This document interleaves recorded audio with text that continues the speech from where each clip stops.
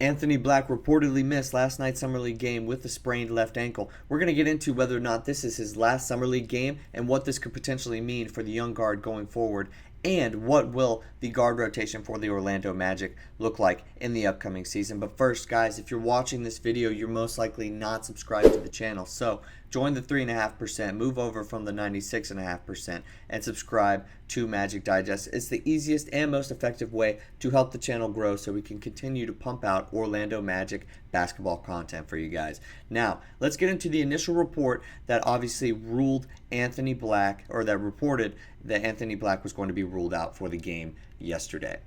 Jason Beat of the Orlando Sentinel reported that Anthony Black is out with a sprained ankle that he suffered on Sunday against the New Orleans Pelicans. Beat also reported that Black being out is more precautionary than it is due to the severity of the injury. So obviously he's kind of dealing with more of a bum ankle, a light sprained ankle, so something that he could potentially play through in the regular season, but the Orlando Magic and the front office probably decided that it wasn't worth it trotting him out there, especially on a back-to-back. There's no word just yet on whether or not he's going to play tonight in the Summer League game, but I think a lot of fans are just hoping, since he's going to get rotational minutes this upcoming season, potentially, that he will not play tonight. It is probably not worth it for him to try to suit up and power through the pain or whatever he is dealing with as far as his ankle is concerned. Now, what exactly does that mean for his summer league? Well, like I said, I don't know if he's going to play tonight. I think that could potentially, if he doesn't play tonight, he probably won't play in the coming days, and depending on what happens in the tournament, we might not end up seeing any more of Anthony Black. Now, what kind of final grade would you give him? Well, I think he was 1 for 2 as far as performances. In his first game against the Cavs, everybody was hot, including Anthony Black. It was him, Jet Howard, and Tristan da Silva just absolutely brought the house down. Black was 6 of 9 from the field, 7 of 9 from the line. He had 20 points. It was kind of a coming out party. He's known for his defense, and you're seeing the offense finally on display in that game. And you had even a little bit of facilitating in that game as well. Now, in the Pelicans game, he kind of came back down to earth. He had some silly fouls, and at the end of the day, just looked kind of out of it. He was 2 for 7 from the field, had 5 points, had a clutch bucket down the stretch, but it was kind of too little too late as far as his own specific performance. But the actual game for the Orlando Magic and that Summer League team was pretty impressive considering the comeback that they ended up mounting. But for the most part, 1 for 2. So you didn't really see a ton of improvement. He didn't stamp that stamp the doubters and all of their feelings away, and just solidify his role on the Orlando Magic next year, even though he probably will get more minutes than he did last season. But you saw some flashes, and I think if he were to play it safe for the rest of the Summer League, I think you'd have to be okay with that. He was fairly healthy last year, so I think at the end of the day, fans aren't really going to protest that he's not out there getting in reps. I think it's probably smarter for him not to play. That would be my hunch. Now, what was the story last year? Because I think that sets the table more so better rather than his last 2 Summer League games for what could happen this upcoming year, what that could mean for the guard rotation. So if we look at Anthony Black's statistics from last year, obviously pretty underwhelming. He averaged under 5 points per game and shot 39% from 3, which is actually pretty good, but the actual volume was very low. So he didn't really take a lot of shots. The percentages are there. They're still pretty respectable, but for the most part, he didn't really get enough time to have a real impact on the court in the NBA last year. He was behind 3 or 4, 5 even guards throughout the year and wasn't exactly going to be in whenever it really mattered. And that brings me to the Cleveland Cavaliers series. Obviously, the Orlando Magic in the first competitive playoff series that they had been in probably about a decade.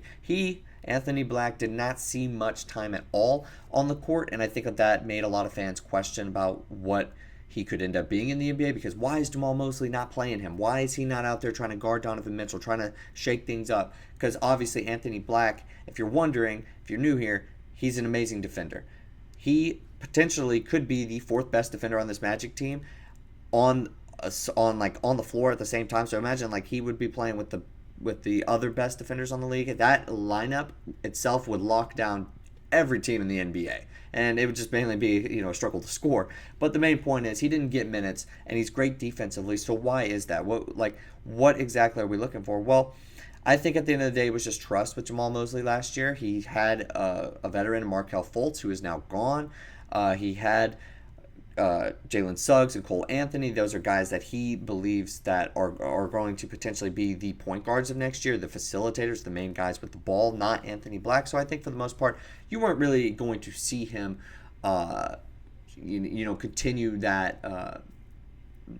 continue to like grow in competitive basketball scenarios because Jamahl Mosley obviously trusted those guys ahead. So now let's look at what we got coming up next year. So I don't know if his summer league performance exactly, vaulted him into true, potential minutes, maybe even some nights starting. I don't know if it did that. But what I'm seeing right now is for his development, he will get more time playing. I don't think that he's the best of the three, Jet Howard, himself, Anthony Black, and Tristan Da Silva. I don't think that he's the best of those three that we've seen, but I think that this team does have some holes in guard and the guard position, and I could see him playing more. With Markelle Fultz leaving, with Corey Joseph, I think he's still ahead of him in the depth chart. I think he's probably still going to get the nod over Gary Harris. I think part of Markelle Fultz leaving was to say, look, those two guys are going to, be the security blanket, but Anthony Black's going to get more minutes. And then I think he's squarely behind and a distant third from, or a distant fourth, I should say, from KCP, Cole Anthony, and Jalen Suggs. I think they're going to give the keys to Jalen Suggs. Potentially, we could see a extension on the horizon for him. And I think for the most part, Cole Anthony's going to stay on the team. I don't see any sort of trade scenario. There's been pretty quiet as far as that's concerned over the last, year or so regarding him. And then obviously they just signed KCP, so KCP is going to be probably starting at the 2 position. So I think for the most part, Anthony Black is going to have to scrape and claw his way back into consistent rotational minutes because his summer league is going to be cut short. But I still would say that there's no need to hit the panic button just yet, especially for the overall team perspective for the Orlando Magic. Now, definitely, guys, make sure to let me know what you think in the comments below about Anthony Black and what he could potentially be for this team in the upcoming year.